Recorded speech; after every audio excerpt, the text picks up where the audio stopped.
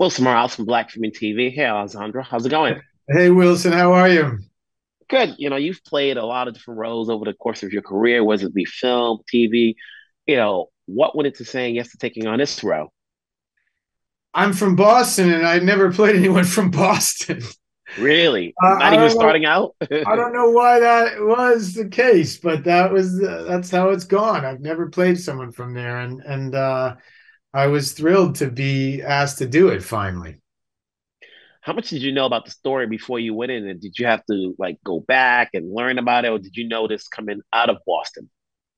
Um, I knew nothing about the case, despite being from there. I obviously had heard the words Boston Strangler as it associates to some serial killer, but I didn't know anything about it, and it wasn't until after I started researching the role that I started talking to family from up there who had remembered being around at that time and the kind of danger that they felt on the streets at night as women being alone and things like that. The reality of it, and the details of the experience of being in town at that time started to kind of trickle out. But I didn't know anything until I took on this role.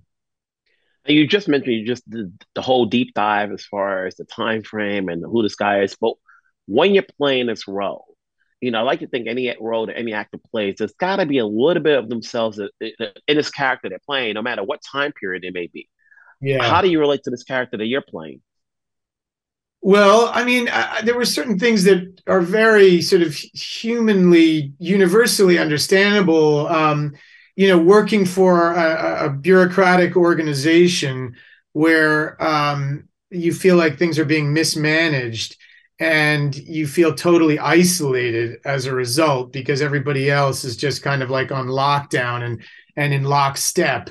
The feeling of loneliness and aggravation when the stakes are as high as like women being killed and wanting to try and find a way of circumventing the normal avenues, and that is definitely something I could understand, like, because this guy must have just felt so enraged by every time another murder would happen and there was no like forensic profiling going on, because this was just at the time when forensic psychology was kind of taking off as a method of policing, and they didn't seem interested in that at all at that particular moment in that department, and that's why he was willing to risk as much as he was to go be talking to a journalist in as indiscreet a way that he did.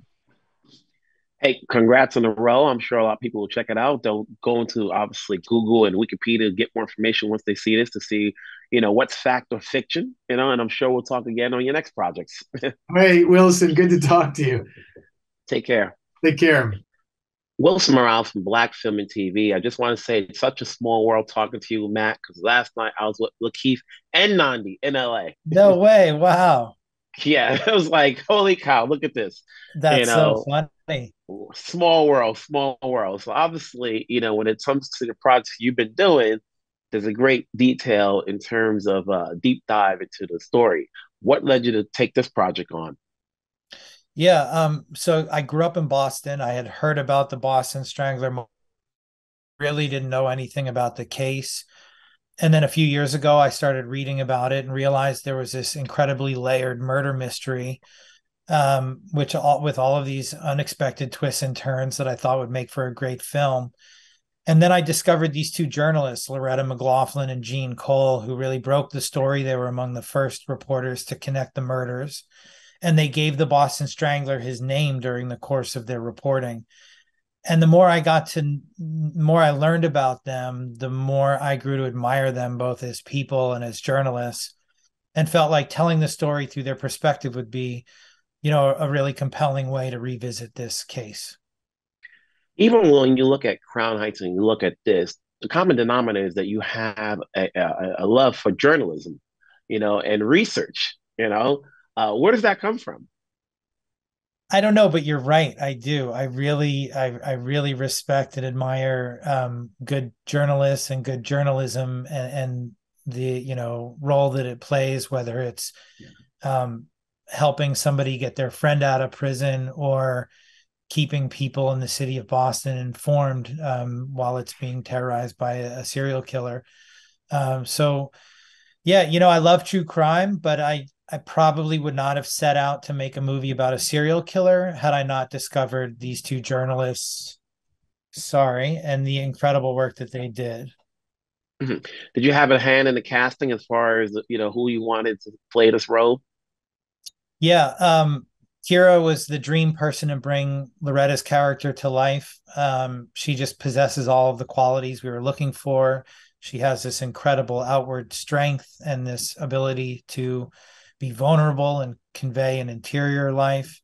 And she was the dream for this role. And then Carrie Coon and Chris Cooper and Alessandro Nivola are all just such wonderful actors who all possess the traits of these people who we were trying to depict.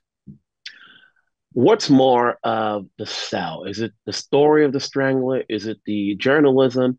Because I think about in the in recent years, have had Spotlight, we've had She Said, we've now got this film, and so like obviously the core story is about the true story of what's going on and what happened. It doesn't matter the time period, but then there's also the attention detail about the characters getting the story to come across.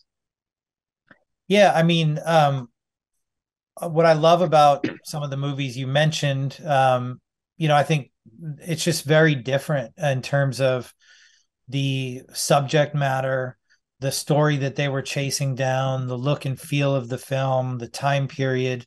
It's just a very different world that they were operating in. And so, it was an incredible challenge to try and bring that period back to life. But I think it's really one of the things that just makes this film so distinct from some of the other journalism films that you mentioned. Hey, congrats, you got it done. From the works. I've now seen your projects. I know what's your forte. Keep it going. I'm always interested. Have yourself a great Thanks, day. Wilson. Appreciate it.